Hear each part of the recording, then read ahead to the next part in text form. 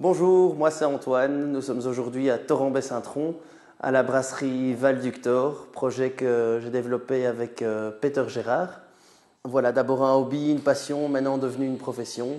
Je vous invite à me suivre et à découvrir nos bières, la Val du Griot, la Petite Sœur et nos installations.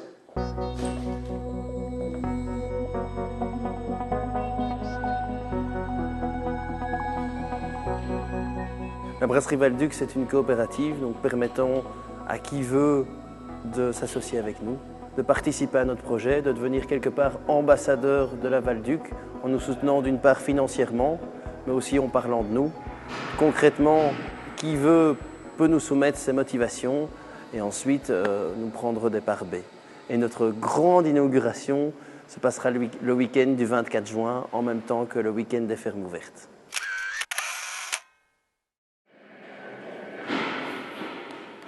L'histoire, elle a commencé rue Val-Duc à Bruxelles. On était quatre amis dégustateurs. Du coup, on a décidé de mettre en commun nos papilles et de réaliser notre bière. Malheureusement, on s'est rendu compte qu'en créant notre bière, elle était plus vite bue par nos amis que par nous-mêmes. Du coup, on est passé d'une cuve de 20 litres à une cuve de 100 litres, donc toujours à 4. On a pu tester ensuite différents maltes, différents houblons, différentes levures. Ce qu'on voulait, c'était avoir une bière qui avait de l'arôme. Donc on aura des notes assez fruitées, d'agrumes, donc de pamplemousse, mandarine. Donc ce nez, on va le retrouver également dans la bouche. Alors ici, le houblon, il peut être sous deux formes, classiquement. Donc soit sous forme de fleurs, qu'on appelle cône, soit sous forme de pellet. Le houblon d'ailleurs, on va en produire ici derrière. Donc évidemment, la quantité qu'on va produire permettra de faire 1 voire 2 brassins. L'idée est de faire une cuvée spéciale avec le houblon frais directement cueilli pour avoir encore plus d'arômes et ce goût authentique. Le malt provient de la malterie du château. Il y a une grande partie du malt qui est déjà bio.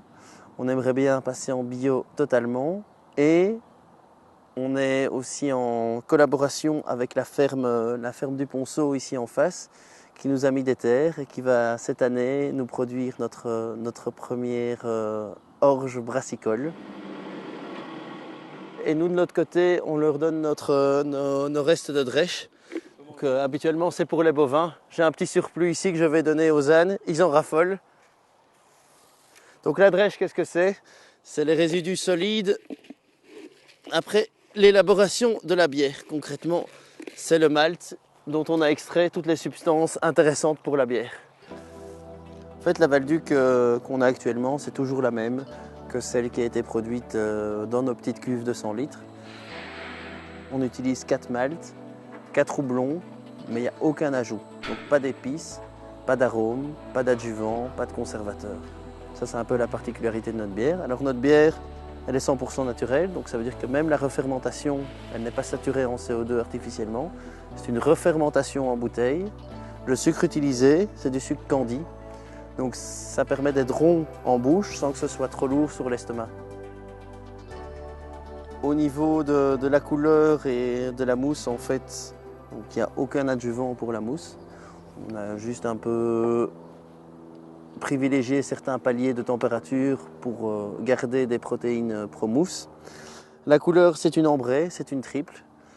Donc ambrée parce que nous utilisons forcément le sucre candi qui est plus brun et parce que dans les maltes que nous utilisons, il y en a un qui est légèrement torréfié, qui va donner un petit aspect caramélisé.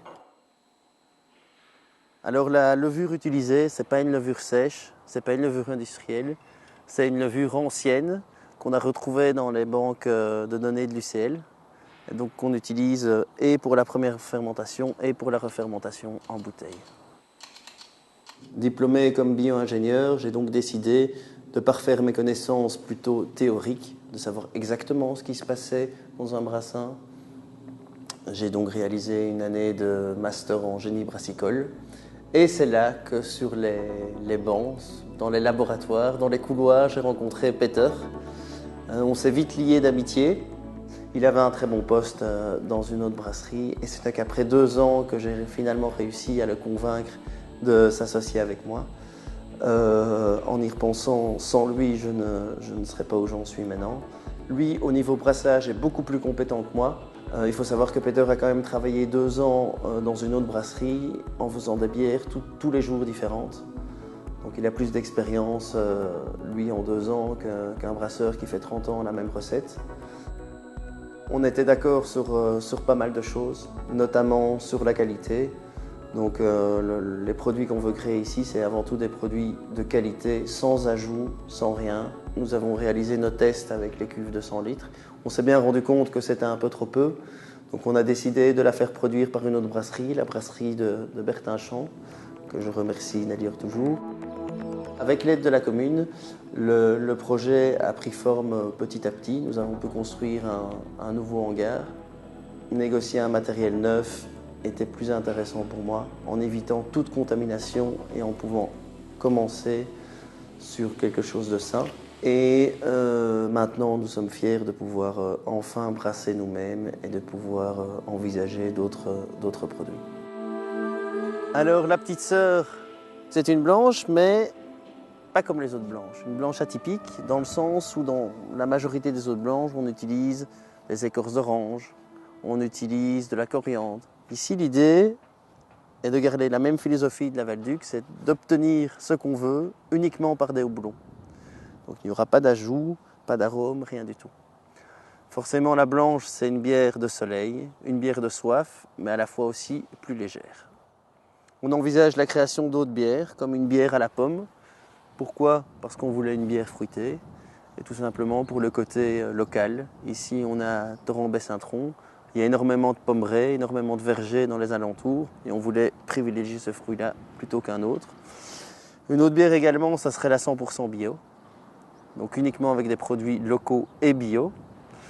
Et alors, on a envie de faire une spéciale Meurice, tout simplement. Pourquoi? Parce que si on a choisi aussi de s'installer ici, c'est parce qu'on savait qu'il y avait une ancienne brasserie Meurice à quelques jets de bière d'ici.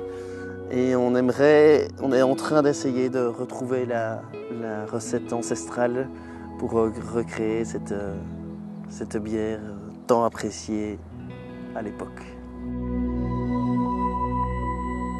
Ici, c'est sûr qu'on a des semaines très chargées, entre 60 et 70 heures, pour un salaire qui doit avoisiner les 1 000 €. Donc évidemment, on attend impatiemment de pouvoir lancer nos produits un peu plus intensivement, d'attaquer plus de distribution et pouvoir engager du personnel. En tout cas, un commercial et un ouvrier pour la partie brassage. Donc grâce au plan Sésame de la région wallonne, qui nous permettra d'un peu souffler.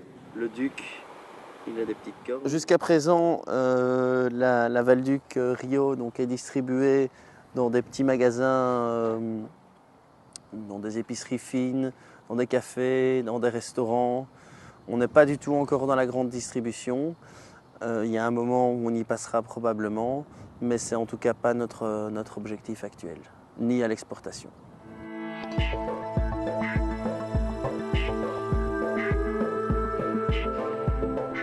Ici, malheureusement, ce n'est pas un bâtiment d'époque. On a décidé de partir avec du neuf. Nous ne sommes pas non plus moines.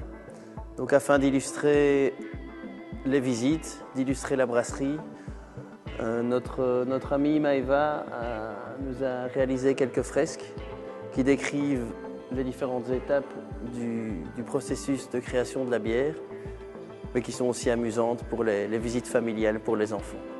Nous organisons des soirées de dégustation, que ce soit chez un particulier ou entre les cuves de la brasserie. On organisera aussi des week-ends de brasseurs, donc pour les gens qui veulent s'immerger encore plus dans la cuve.